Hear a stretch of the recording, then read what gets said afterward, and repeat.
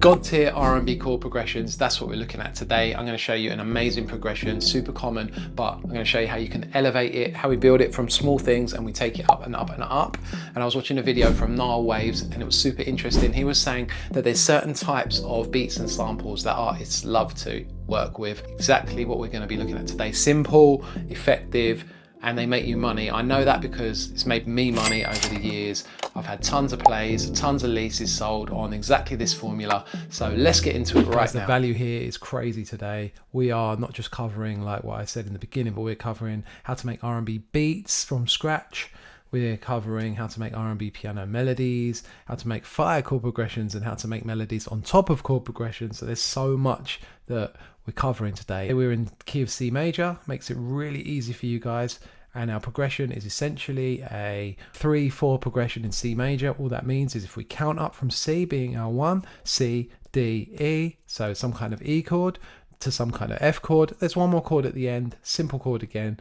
We'll go through that in a minute. It's just a 2 chord and it is a D chord. So no 2-5-1s today, no crazy stuff. We build a triad, which is a 3-note chord from our root note, and 3 being an E, here's our root note. We build an E minor triad because if you walk up the scale diatonically, it just means note after note in the scale. You've got a C major, you've got a D minor, an E minor, an F major, a G major or dominant, a minor, which is your 6th chord, your relative minor, a B diminished, that's the odd one out, we won't worry about that, and then we're back to C again. And when we keep going, we're looking at like D again, that becomes our 9. So whenever you hear a chord like an extension, like a minor 9 chord, you're just adding that 2 up again, an octave higher. Easy to follow. Those number rules apply to every key. So like bear that in mind for when you're working in the key of D or the key of F or whatever it may be. Those chord relationships will always apply. So the 3 chord is some kind of minor chord. We've got an E minor chord here and we build an E minor triad with an E, a G and a B.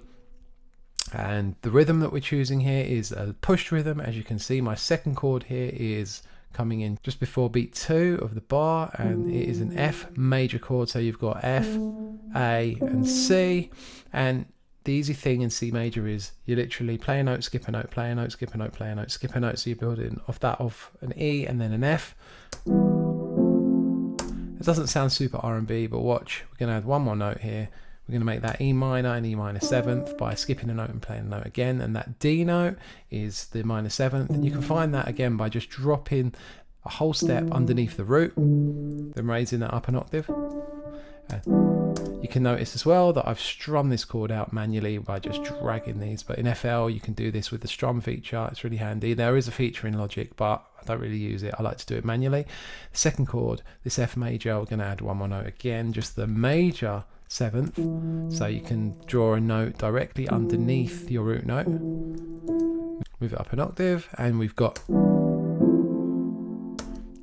already beautiful. Drake's used that a ton. What we've got here down the bottom, grayed out, is all I've done is I have doubled the root notes and the E and the F, and I've dropped them down an octave to give us a nice weighty bottom end there. And a good tactic is to just lower the velocity of your bass notes a little bit so they don't overpower the higher notes. So there are chords. Let's push them out into an 8-bar phrase and make a progression of this. Right, so we'll copy those directly across just 3 times. And it's all well and good. We could have done that 4 times, but on the 4th time, so from bar 7 to bar 9, I thought let's just vary it up and let's add a 2 chord in to give us a little bit of variation here. Look. Instead of ba, ba, ba, ba, we're going down. We can take that shape from the E minor chord and just drop it down a step, and we've got our 2 chord, a D minor 7th. So we're going from an E minor 7th to a D minor 7th. So essentially we're going 3, 4, 3, 4, 3, 4, 3, 2. Easy, right? Gonna unmute all these bass notes here. Now, what's this on top? Well, if I mute our chords out for a second and I just unmute these top notes here, listen to this.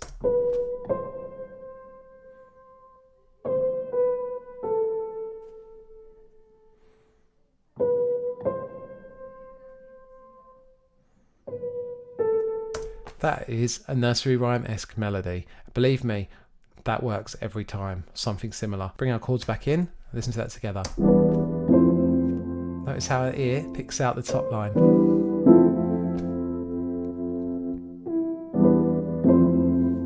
Beautiful, right? That is the real secret sauce that will separate just the same block chords in something fantastic. But again, you don't necessarily need a top line melody, because these notes alone make a top line melody. It's a bit more boring to my ears, but again, it's all about what your personal taste is. So we've got beautiful piano melodies here. We've added the bass note. We've strummed out a couple of the chords as well to make them feel a little bit more realistic. And I'm even using a free sound. This is in Labs, the soft piano. Go grab that as well. It's an amazing sound. They've got some other freebies in there. What else did I do? Well, at bar 17, I added 1 or 2 more little notes, and again, you can put any notes that are in C major, any white notes in here, and just add a little bit more spice and seasoning here. Look.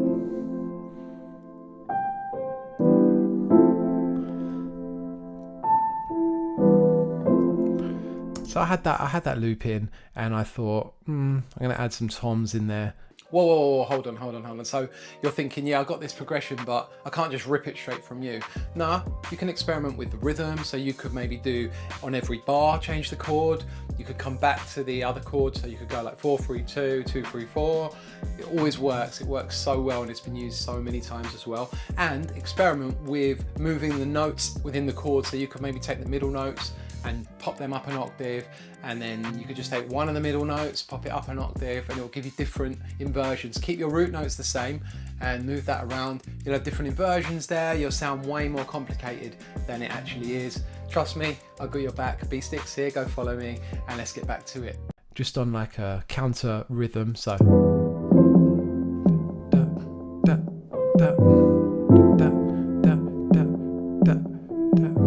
Already, you can hear.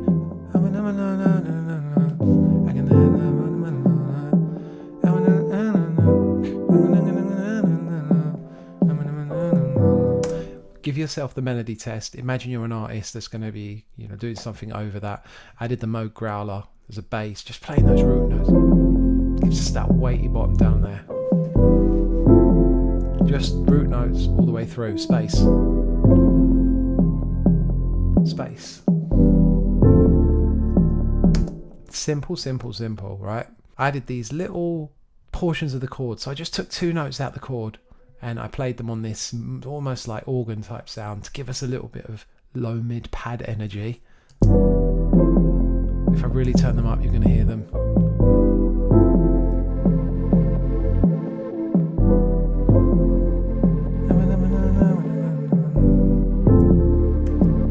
Okay, so they're in there nicely, but again, subtle. I don't want anything to take away from our piano melody there.